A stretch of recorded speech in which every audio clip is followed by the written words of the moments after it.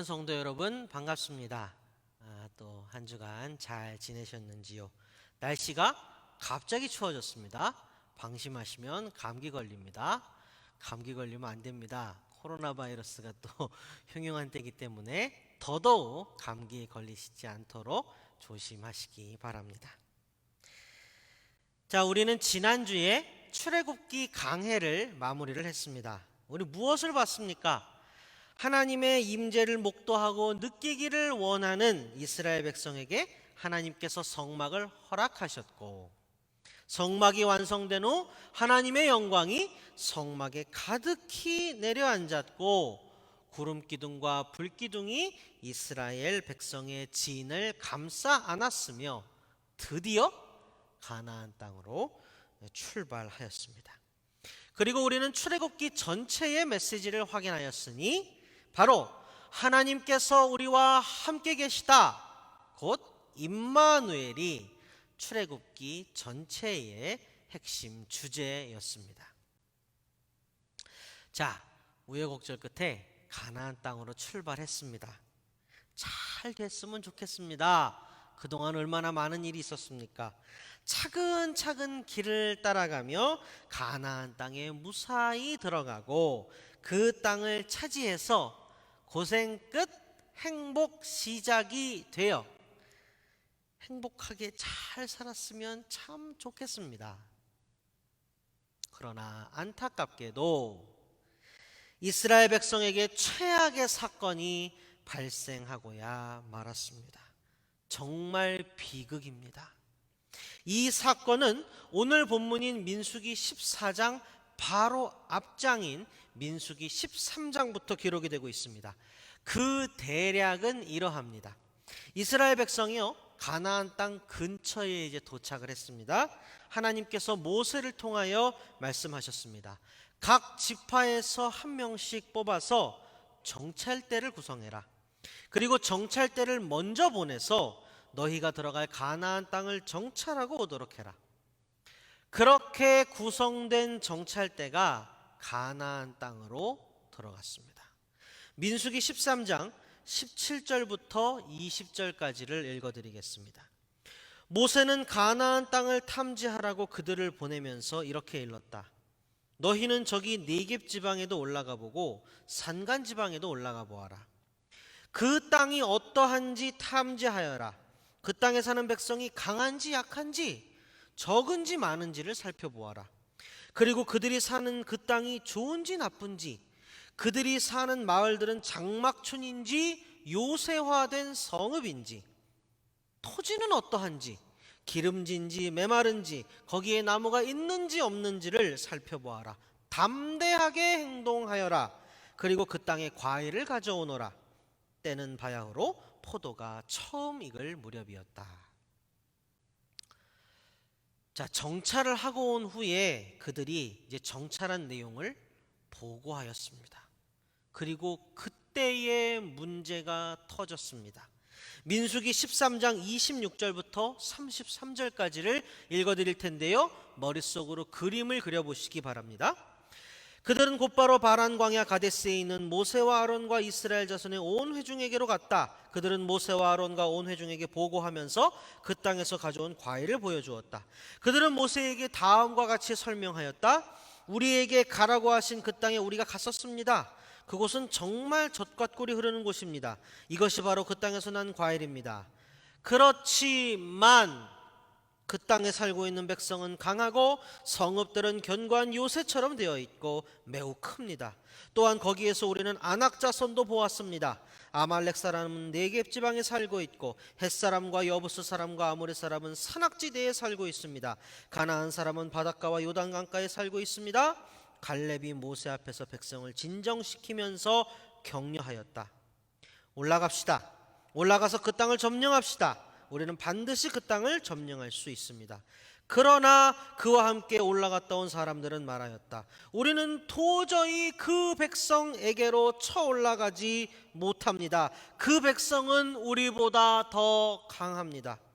그러면서 그 탐지한 땅에 대하여 나쁜 소문을 퍼뜨렸다.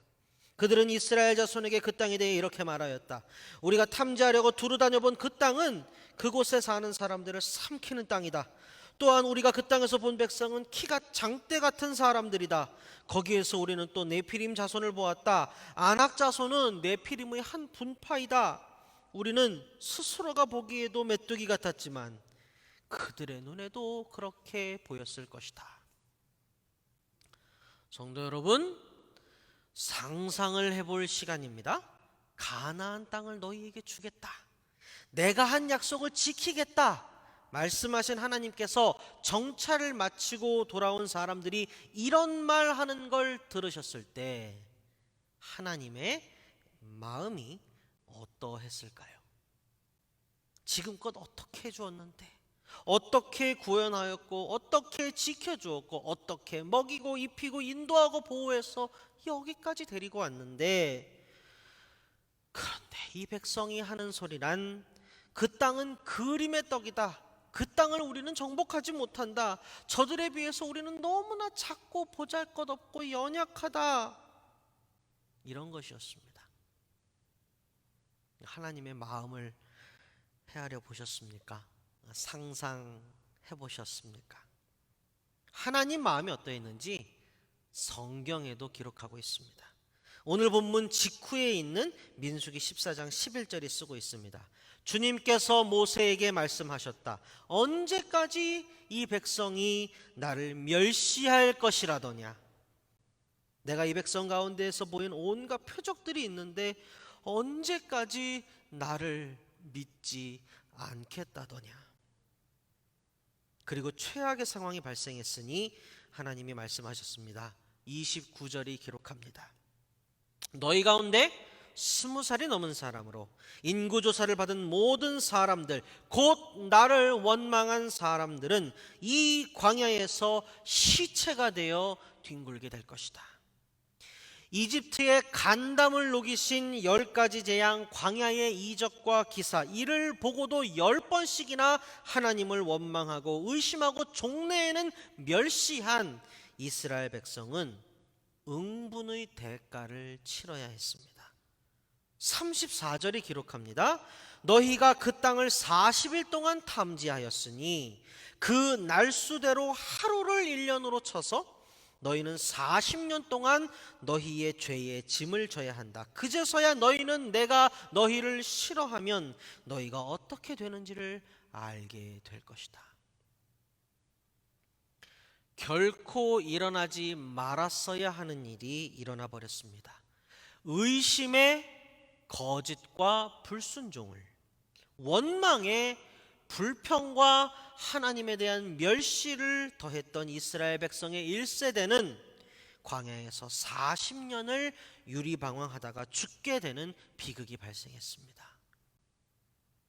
그런데요, 1세대의 전부는 아니었습니다. 예외가 있었으니 딱 2명만은 하나님의 징벌을 벗어나 오히려 보호를 받으며 가나안 땅에 들어가리라는 약속을 받았습니다. 그 2명은 누구일까요? 이 둘은 하나님께서 오늘 우리에게 주신 본문 말씀에 기록되어 있습니다. 바로 눈의 아들 여호수아와 여분네의 아들 갈렙이었습니다. 하나님의 진노를 피하고 오히려 하나님의 인도와 축복을 받으며 약속의 성취를 목격한 두 사람, 바로 위대한 신앙의 선진 여호수아와 갈렙이었습니다. 성도 여러분, 오늘 본문은요, 많은 분들에게 익숙한 내용일 겁니다. 어려서부터 교회 학교의 성경 공부 커리큘럼에서 자주 접하셨을 겁니다. 오늘 본문을 묵상하면서 우려가 되는 것은 익숙한 이야기여서 자주 접해보아서 이 이야기의 무게감이, 이 이야기가 주는 교훈과 가르침이 가벼워지거나 옅어지지 않을까 하는 점입니다. 요컨대 이집트와 광야에서의 10가지 재앙과 이적과 기사를 보고도 10번씩이나 하나님을 원망하고 불신하고 종래에는 멸시하기까지 한 이스라엘 백성을 보면서 저들을 비난하거나 무시하거나 탓할 뿐이라면 본문의 메시지를 발견하기 힘듭니다. 요컨대 우리의 모습이 저들의 모습과 꼭 같다는 사실을 깨닫고 인정할 때에야 비로소 본문의 메시지를 우리는 들을 수 있습니다. 출애굽기가 우리의 인생을 잘 보여주는 이야기라고 제가 수차례 말씀드렸습니다. 이 말은요, 출애굽기 안에 등장하는 이스라엘 백성의 모습이 또한 우리의 모습과 같다라는 것입니다.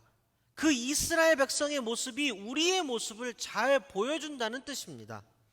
그들의 모습이 출애굽기의 연장선상에 있는 민수기에 기록이 된 것이지요. 그리고 그들의 모습이 정말 우리의 모습과 꼭 같습니다. 나라면 잘 믿을 수 있었을 텐데, 나라면 그렇게 많은 이적과 권능과 기사를 보고 하나님을 신뢰할 수 있었을 텐데, 여러분 혹시 그런 생각이 드시는지요? 사랑하는 성도 여러분, 아닙니다. 출애굽기뿐만이 아니라 성경 전체를 가득 메우고 있는 이야기 중에 하나가 무엇이냐면요, 사람은 좀처럼 믿지 못하는 불신의 존재라는 것입니다. 하나님의 권능을 목도했다고 믿음이 견고해지거나 불변해지거나 그렇지 않습니다.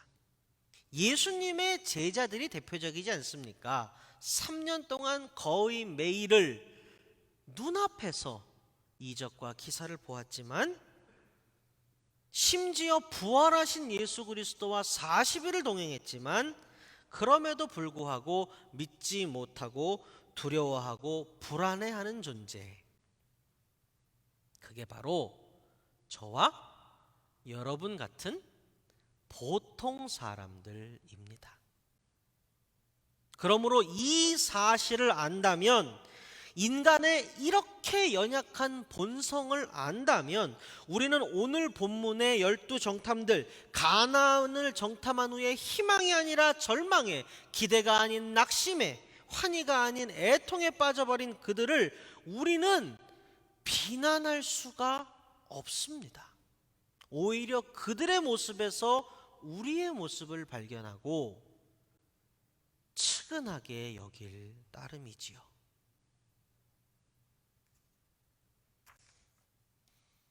자, 그런데요, 12정탐이 전부 그렇지 않았습니다. 그렇죠? 저들 앞에 우리는 메뚜기와 같습니다. 저들은 강하고 우리는 보잘것없고 약합니다 라고 낭망했던 이들과 달리, 아니라 우리는 할 수 있노라, 저들은 우리의 밥입니다 라고 외쳤던 두 사나이가 있었습니다. 누굽니까? 앞에 말씀드렸듯이 그렇습니다. 여호수아와 갈렙입니다. 여러분 어떠십니까? 여호수아와 갈렙을 보시면서 여러분 어떤 생각이 드십니까? 여러분의 마음속에 어떤 생각이, 어떤 마음이 드십니까? 아마 저와 같으실 겁니다. 도대체 어떻게 저럴 수 있지? 다들 낙담하고 실망하는 저 상황에서 저 둘은 도대체 어떻게 전혀 다른 반응을 보일 수가 있지? 남들과 뭐가 다른 거야? 비결이 뭐야? 여호수아와 갈렙이 어떻게 말했는지 보겠습니다. 본문 8절과 9절입니다. 주님께서 우리를 사랑하신다면 그 땅으로 우리를 인도하실 것입니다. 젖과 꿀이 흐르는 그 땅을 우리에게 주실 것입니다. 다만 여러분은 주님을 거역하지만 마십시오. 여러분은 그 땅 백성을 두려워하지 마십시오. 그들은 우리의 밥입니다. 그들의 방어력은 사라졌습니다. 주님께서 우리와 함께 계시니 그들을 두려워하지 마십시오. 본문을 묵상하면서 이 두 구절을 읽고 또 읽어 보았습니다. 간절했기 때문입니다. 여호수아와 갈렙이 이 상황에서 다른 이들과 달리 믿음의 반응을 할 수 있었던 그 비결이 저한테도 너무 간절했기 때문입니다. 제가 제일 믿음이 없는 사람이라는 자각과 그 고백 가운데 하나님의 음성에 귀를 기울였습니다. 사랑하는 성도 여러분, 여호수아와 갈렙이 두려움과 절망에 빠진 백성들을 설득하고 달래면서 하는 이 말 8절과 9절에는요 핵심이 있습니다. 뿌리가 있습니다. 거기에서 출발하여 하나씩 하나씩 넓혀가는 형태입니다. 여호수아와 갈렙의 담대한 믿음의 언사의 뿌리에는 뭐가 있는 걸까요?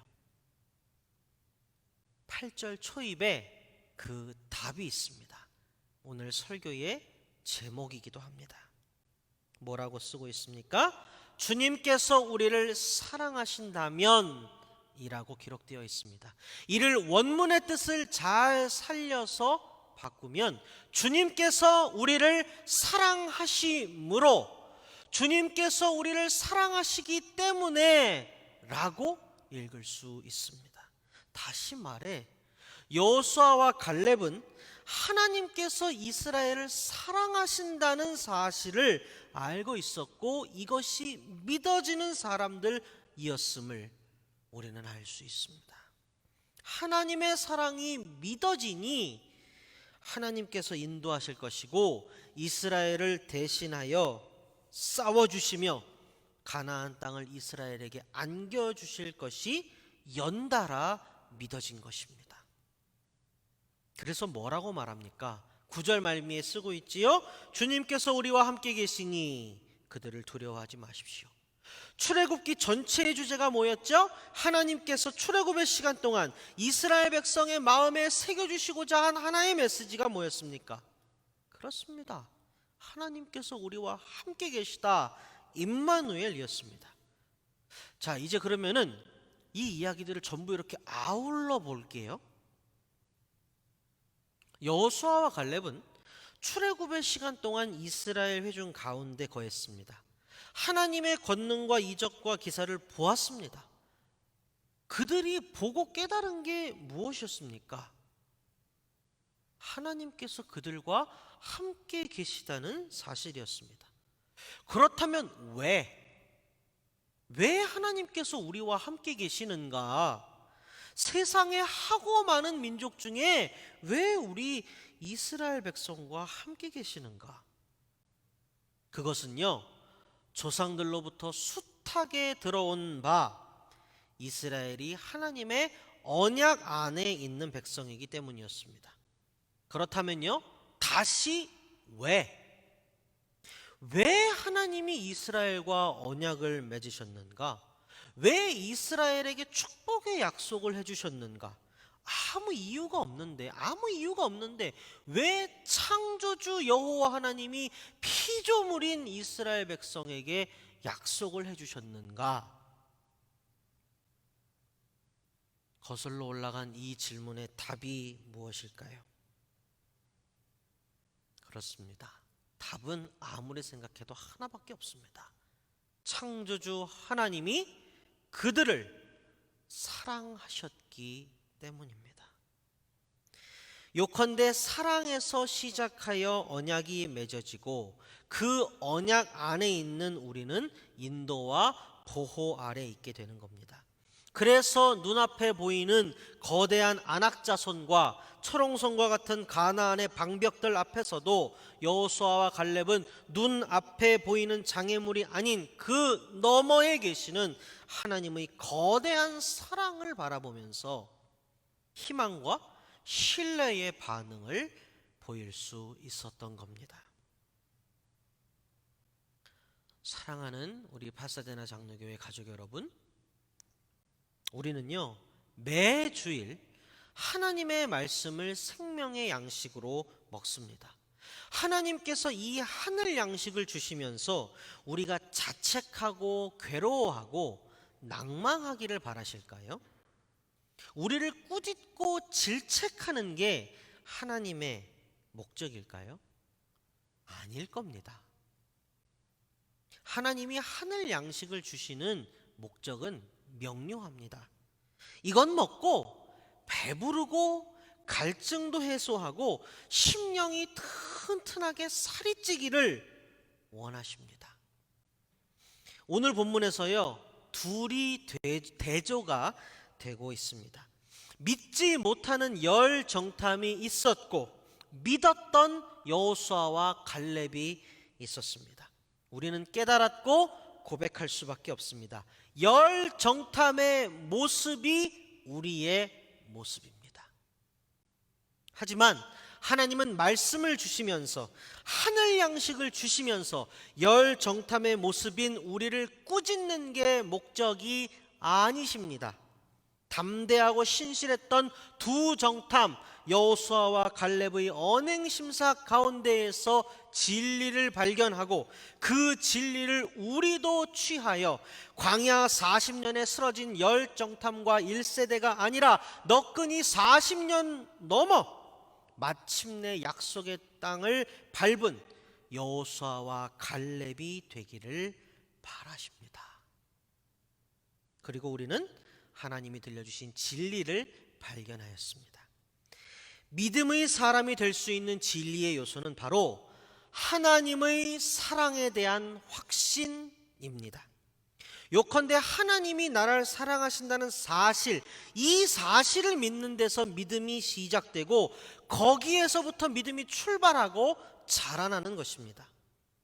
사랑하는 우리 파사데나 장로교회 가족 여러분, 이 시간 잠시 마음을 가라앉히고 정신을 집중해서 우리 스스로에게 질문을 던져보았으면 합니다.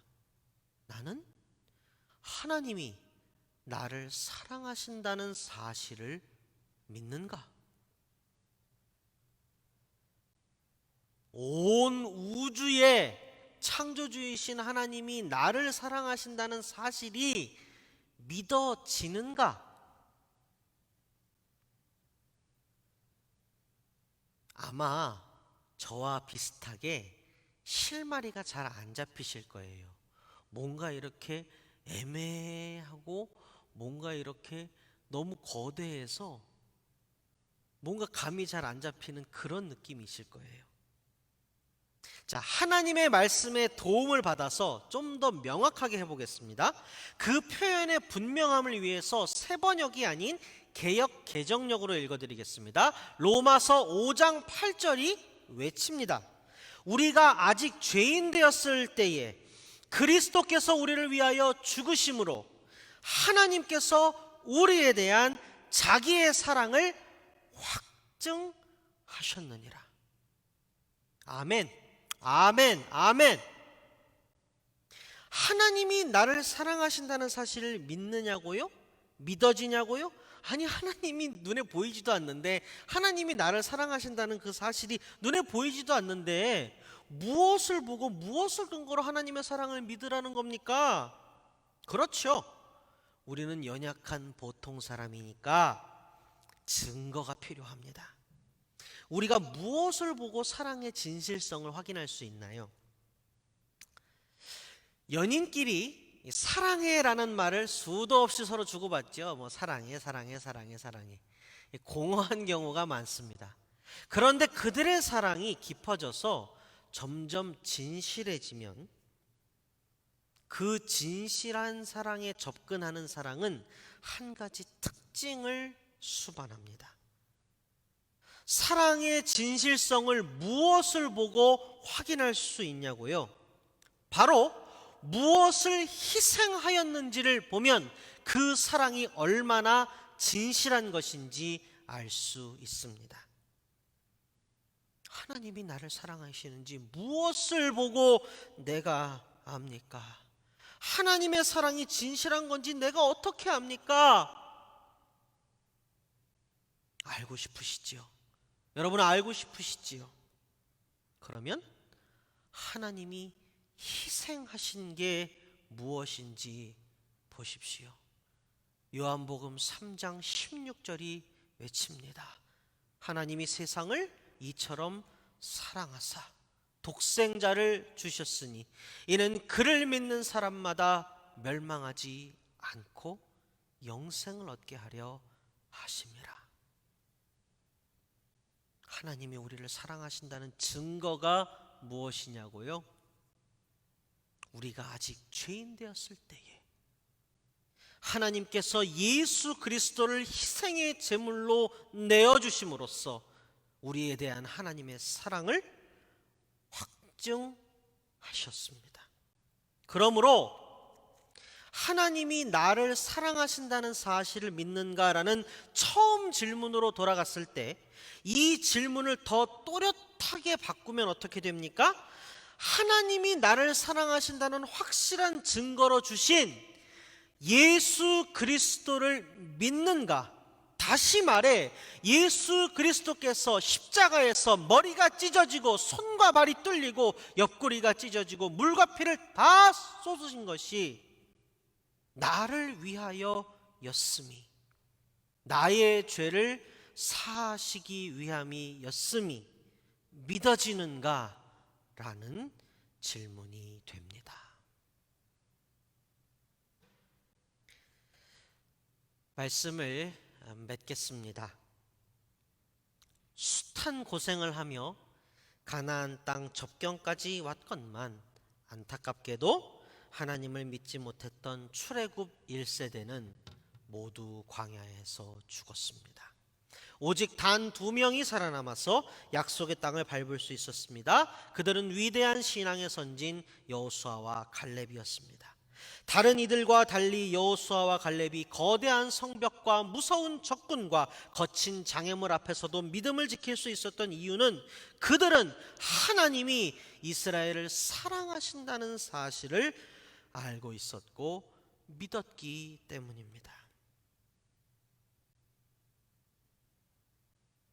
믿음을 갖기가 좀처럼 힘든 고된 인생을 살아가는 우리들은 오늘 말씀 안에서 믿음의 조상 여호수아와 갈렙을 보았습니다. 그들이 믿음을 가질 수 있었던 이유를 알았습니다. 하나님의 사랑에 대한 확신, 그리고 이를 오늘날 우리에게 비추어 보았을 때 우리는 또한 말씀의 인도를 받아 발견하게 됩니다. 하나님이 우리를 사랑하신다는 확실한 증거를 우리에게 보여주셨으니 바로 십자가 대속으로 우리를 살리신 예수 그리스도입니다. 우리 모두 말씀 앞에서 스스로에게 질문하고 우리의 심령과 마음밭을 살펴보았으면 합니다. 나는 과연 하나님의 사랑을 믿고 있는가? 하나님의 사랑의 확증인 예수 그리스도의 십자가 대속을 믿고 있는가? 말씀이 우리에게 주는 메시지는요, 가감 없이 명료합니다. 하나님이 나를 사랑하신다는 사실을 믿는 것이 믿음의 시작이요, 거기에서 믿음은 출발하고 자라납니다. 그리고 하나님의 사랑의 확증은 예수 그리스도입니다. 그러므로 예수 그리스도의 탄생과 십자가, 죽음과 부활과 재림이 나에게 믿어지는지, 예수 그리스도의 탄생과 십자가, 죽음과 부활과 재림이 일상 속의 나에게 믿어지는지, 이 시간 진중하게 스스로에게 물어보았으면 합니다. 우리 모두 참으로 믿는 이가 되어서 고단한 인생길 너끈히 넘어서 마침내 주님의 나라에 이룰 수 있게 되기를 우리 주님의 이름으로 축원드립니다. 다 함께 기도하겠습니다. 하나님, 오늘 말씀이 우리에게 절실하게 다가옵니다. 왜냐하면 우리의 모습이 그대로 쓰여 있기 때문입니다. 하나님, 그렇습니다. 고백합니다. 우리는 좀처럼 도무지 믿지 못하는 연약하고 완악한 보통 사람들입니다. 그럼에도 불구하고 우리가 하나님의 이름을 부를 수 있는 것은 이러한 우리를 있는 그대로 사랑하시는 하나님을 알기 때문입니다. 때를 따라 돕는 은혜를 얻기 위해 오늘도 우리는 담대히 주의 보좌로 나아갑니다. 우리를 향한 하나님의 사랑을 믿으며 나아갑니다. 우리를 위해 날이어 주신 예수 그리스도를 믿는 믿음으로 나아갑니다. 찬송가의 가사처럼 주 예수를 믿음이 온 세상을 이긴다 하셨습니다. 주 예수 그리스도의 탄생과 십자가와 부활과 재림이 모두 하나님께서 사랑하시는 우리를 위함이라는 사실을 흔들림 없이 믿으며 삶의 자리에서 항상 승리하는 우리 모두가 되게 하여 주옵소서. 예수 그리스도의 이름으로 기도합니다. 아멘.